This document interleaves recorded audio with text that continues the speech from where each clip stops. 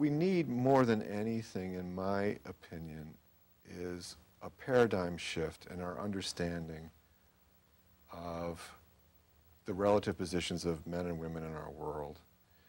We need to understand primarily that it all balances out between men and women, and it always has. We need to take a closer look at female power and male victimization over on this side of the balance beam, because feminism has shown us so much of male power and female victimization on this side of the balance beam that it looks like it's this, when really it's this. It's actually all balances out. And that is a complex thing to bring across, and the only way to do it is to talk about various modes of female power and various modes of male victimization, not as an end in themselves, but as a means to an end in understanding this balance that is there. And once we understand this balance, we'll be in a position to start rejecting victimhood and resentment and rancor between the sexes. It opens the way for progress in sexual politics to commence without all the divisive anger and feeling of victimization that is currently poisoning love between the sexes. Well, I think women have a real fear of being taken advantage of. They have a fear of, like you say, that victimization. They have a fear of being disrespected. And in the past, women have been so disempowered. Everything from finding themselves, if a husband leaves them or dies or whatever, they have no access to finances. They found themselves, as a result of the traditional roles, being so vulnerable to abuse that there's a paranoia about that. And I think that's where that extreme feminism comes in, where they don't want anything resembling those old standards and those old roles, because they see it as putting themselves in too much of a vulnerable position, and a position to be abused and misused and discarded. You know, when you get old, we don't need you anymore. And so all of those attitudes, I think there's such a fear because of the previous generations, women who observed their mothers and said, oh no, I don't want to live like that.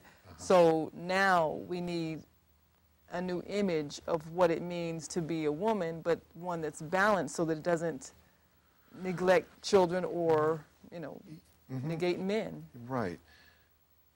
What I would say is that women have been taught a view of themselves in history as chattel, as property, as less than, as the second sex.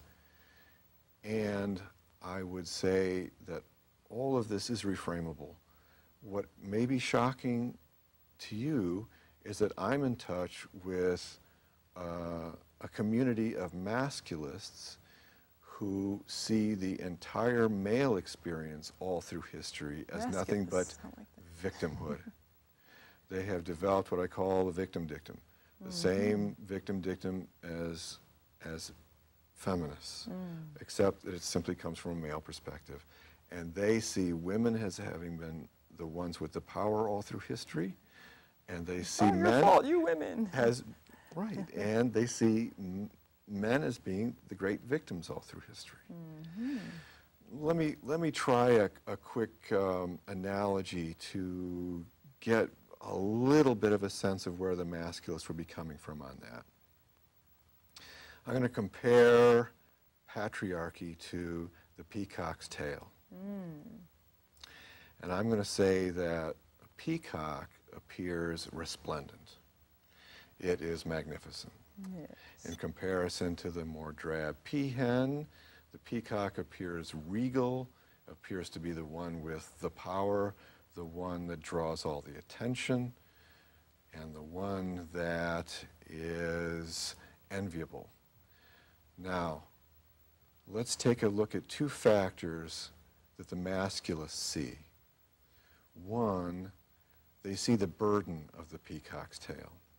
They see it as something that draws an enormous amount of physiological energy in order to grow and maintain. They see the peacock needing to eat more to fuel this mechanism that creates this tail, and they see the tail getting in the way of his ability to find food. They see it attracting predators and getting in the way of his ability to evade those predators. They see the tail as an enormous burden. Then they ask, why does the peacock grow the tail then? And the answer comes back, because the peahen makes him do it. The peahen uses the tail to choose the males that were going to get laid and the males who are not. That's right. So that's a very quick little sketch of how reframable reality can be.